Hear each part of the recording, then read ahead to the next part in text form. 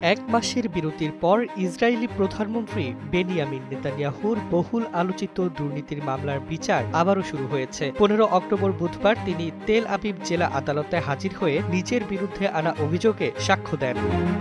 স্থানীয় সংবাদ মাধ্যম জানায়, জাতিসংঘের সাধারণ পরিষদের ৮০তম অধিবেশনে অংশ নিতে নিউ ইয়র্ক সফর এবং ইহুদি ধর্মীয় উৎসবের কারণে গত কয়েক সপ্তাহ ধরে মামলার কার্যক্রম স্থগিত ছিল। তবে বুধবার আদালতে উপস্থিত হয়ে নেতানিয়াহু নিজের অবস্থান স্পষ্ট করার সুযোগ পান।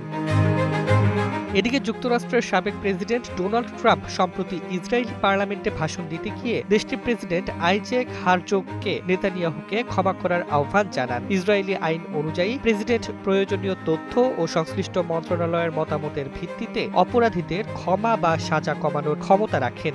জীবন অবাক না করলে কে করবে? ২৮% মিল্ক ফ্যাটের অবাক করার সাথে ফ্রেশ মিল্ক পাউডার। জীবন অবাক করুক প্রতিদিন।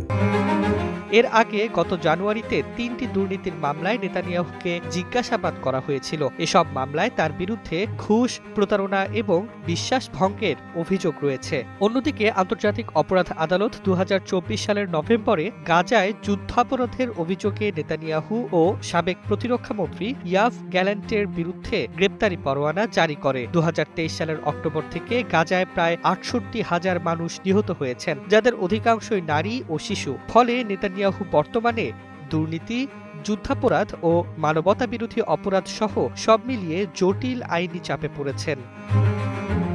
ডেস্ক রিপোর্ট, জয় জয় দিন।